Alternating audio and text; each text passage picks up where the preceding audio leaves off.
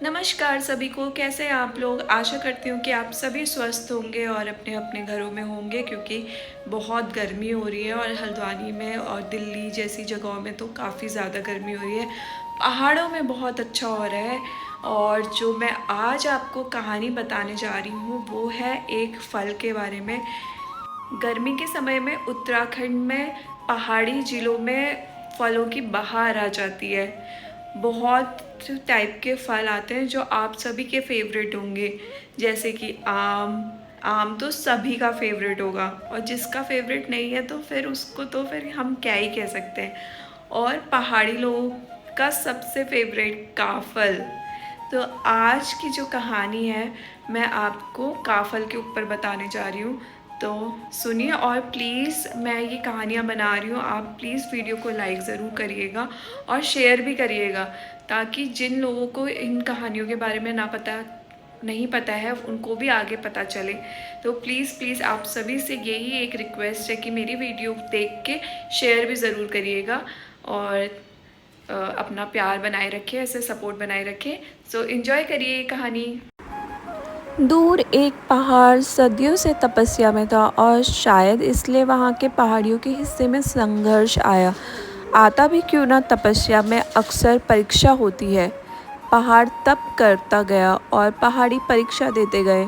हालांकि सब परीक्षाएं एक जैसी नहीं होती।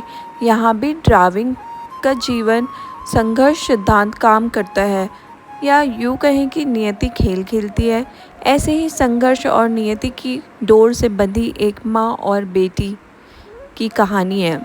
माँ अपनी पीठ पर पहाड़ ढोती थी और बेटी लदे पहाड़ से सुंदर सुंदर फूल तोड़कर अपनी कंडी सजाती थी। लेकिन फूलों से पेट नहीं भरता, इसलिए माँ ने हमेशा बेटी को ढोने की सीख दी। जिम्मेदारी से लेकर घास, लकड़ी, गोबर, पत्थर, वह सब कुछ अपने साथ ढुलवाया, जिससे उनके घर चूल्हा जल सके। लेकिन समय का पहिया हर साल बदलता था और आता था गर्मियों का मौसम, जब उन दोनों के संघर्ष में तिल जितनी ही सही लेकिन कमी आती थी। दरअसल उस मौसम जंगलों में काफल लगते थे। वह छोटे छोटे जंगली बेर, सरीके फल उनके लिए पहाड़ का प्रसाद थे। माँ जंगल जाती और खूब सारे काफल तोड़ लाती और फिर उन्हें बेचकर कुछ पैसे कमा लाती।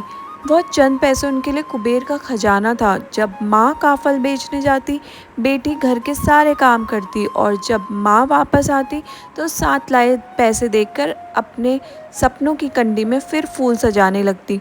उनके लिए थोड़ी सी उम्मीद ज़िंदगी का उत्सव थी, लेकिन कभी कभी उत्सव ख़त्म होने से पहले ख़त्म हो जाता है। ऐसा ही कुछ उनके साथ भी हुआ। एक सुबह माँ और बेटी जंगल गए। उन्होंने पूरी एक टोकरी काफल इकट्ठे किए। बच्ची का मन बार बार दो चार दाने खाने का कर रहा था, लेकिन माँ ने साफ मना कर दिया। आखिरकार उन्हें बेचकर ही तो घर का गुजारा होना था। लेकिन बेटी ने बुरा नहीं माना। वह माँ के साथ पहाड़ की ऊंचाई चढ़ती गई और एक एक काफल तोड़कर टोकरी में भरती रही। मन की इच्छा और समझदारी के फ़र्क को समझने में कई लोगों की ज़िंदगी निकल जाती है, लेकिन जब ज़िंदगी के घर के दरवाज़ों पर भूख दस्तक देती है, इच्छाएं खिड़कियों से सर के बाहर निकल जाती हैं। बेटी की ज़िंदगी भी उसी घर की तरह थी। वह जानती थी कि दरवाजे पर भूख जल्दी ही दस्तक देने आ जाएगी। शायद इसीलिए उसे बुरा नहीं लगा, बल्कि वह दरवाजे पर आई भूख को भगाने की कोशिशों में माँ के साथ जुट गई। ऐसा भी नहीं था कि माँ को बेटी की इच्छा का पता नहीं था। बेटी को छोटी छोटी चीज़ों के लिए मना करना उसका कलेजा दुखा देता था। उसकी बेटी के अलावा उसका और था ही कौन। वह खुद भी इसलिए थी क्योंकि उसकी बेटी थी। लेकिन बेटी को बुनियादी सुखों से दूर करने का दुख उसे हर रोज़ कटोता। कितनी रातें वो होती जब वो एक रोटी होने पर वह बेटी को पूरी की पूरी रोटी दे देती और खुद पानी पीकर चैन से सो जाती। लेकिन जब एक भी रोटी नहीं होती तो बेटी को भूखा सुलाना उसके लिए मृत्यु जैसा होता था। उसका मन इस दर्द से भरा हुआ था जो अक्सर टीक्स भरकर गाता। कभी खूब सी आंगड़ी चदरी धोती मैं त्वे कुनील ल्यायो, मेरा मोर तिन अरो बिचारी। कभी पेट भरी खाड़ू नी खायो, हंसुली धगुली दूर रही पर, एक सूत भी मन नी गड़ायो, तेरा नाक को मुझखलू तक भी, पापी पेट की भेंट चढ़ायो, पापी पेट की भेंट चढ़ायो। दुख का साथ कुछ ऐसा ही था, लेकिन इस वक्त नहीं, क्योंकि आज उन दोनों ने काफलों से पूरी टोकरी भर ली। माँ जानती थी कि आज उसकी बेटी भरपेट खाना खाएगी और इससे उसका अपराध बोध थोड़ा कम हो गया था। दोनों अपने घर वापस आती हैं कि तभी माँ देखती है कि उसके जानवरों के पास चारा नहीं है। वह एक पल सोचती है कि बेटी को घास के लिए भेज दूँ, लेकिन फिर सोचती है कि बेटी थक गई है, उसे आराम करने देती हूँ और काफल आज दिन की जगह शाम को भेज दूँगी। माँ अपनी दराती और जूड़ू यानी रस्सी उठाती है और अपनी बेटी से कहती है, मैं घास लेने जा रही हूँ, लेकिन बेटी इनका ध्यान रखना और जब तक मैं ना आऊँ इन्हें बिल्कुल मत खाना। मुझे पता है तुम्हें काफल खाने हैं, लेकिन बाज़ार वाले हिस्से पूरे हो जाएंगे तो मैं तेरे लिए थोड़े निकाल दूँगी। बेटी माँ के आदेश का जंग में खड़े किसी सैनिक की तरह पालन करती है और काफलों का पूरा ध्यान रखती है। हालांकि इस दौरान कई बार उन रसीले काफलों को देखकर उसके मन ललचाया, लेकिन उसने अपने मन को पूरा काबू किया और एक भी काफल नहीं खाया। पहरेदारी और इंतज़ार में उसकी नींद लग गई और दोपहर होते होते उसकी माँ आ गई। लेकिन जैसे ही माँ ने टोकरी देखी, उसकी आंखें फटी की फटी रह गई। मेहनत से लाए काफल कम हो गए थे। माँ का शरीर भूख में सुबह से काम करते करते टूट चुका था और कम हुए काफल से उसकी उम्मीद भी चकनाचूर हो गई थी। उसने काफल की टोकरी के पास सोई अपनी बेटी देखी और उसे बहुत गुस्सा आया कि मना करने के बावजूद बेटी ने काफल खा लिए।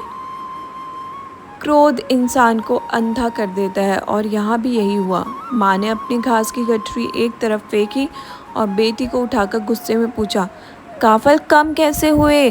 तूने खाए ना? क्यों खाए? मैंने मना किया था ना। अब मैं क्या बेचूंगी? बता क्यों खाए?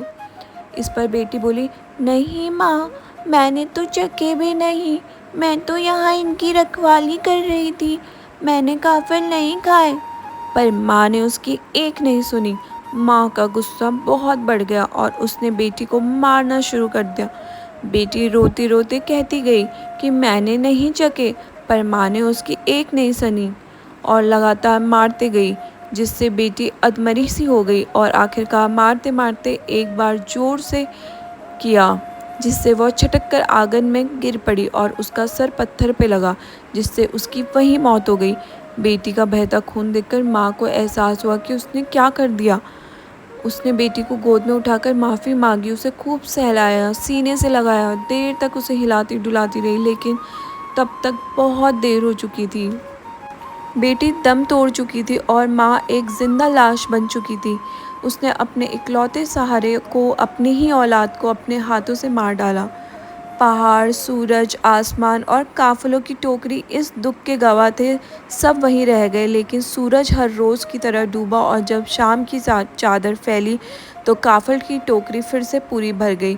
जब जिंदा लाश बनी माँ की नज़र टोकरी पे पड़ी तो उसे समझ में आया कि दिन की चटक धूप और गर्मी के कारण काफल मुरझा गए थे और शाम को ठंडी हवा लगते ही वह फिर ताज़े हो गए। अब अपराध बोध की हर सीमा पार हो चुकी थी।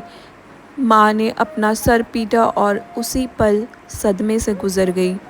पहाड़ के दो पहाड़ी नियति और जीवन संघर्ष के खेल में हार गए। कहा जाता है कि वे दोनों माँ बेटी मर के चिड़िया बन गई और जब भी पहाड़ों में काफल पकते हैं तो एक चिड़िया बड़े दर्द भरे भाव से गाती है, काफल पाको मैंने नहीं चाखो, यानी काफल पके हैं पर मैंने नहीं चखे। और तभी दूसरी चिड़िया पुकार के कहती है, पुर पुतई पुर पुर, यानी पूरे हैं बेटी पूरे हैं। सो हे गाइस, कैसी लगी आपको ये कहानी? कमेंट करके ज़रूर बताइएगा। आशा करती हूँ आप सभी को पसंद आई होगी। सो वीडियो को ज़रूर लाइक करिएगा और शेयर भी करिएगा, ताकि जिन लोगों को ये कहानी ना पता हो उनको भी ये पता चले हमारे पहाड़ी कल्चर, हमारे पहाड़ी सारी चीज़ों के बारे में, हमारी पहाड़ी कहानियों के बारे में, उत्तराखंड की कहानियों के बारे में पता चले और लोगों को भी। और ऐसे ही मैं और वीडियोस लाती रहूँगी। प्लीज़ अपना सपोर्ट बनाए रखिए। मिलते हैं आपसे दूसरी वीडियो में, तब तक के लिए जय देवभूमि उत्तराखंड।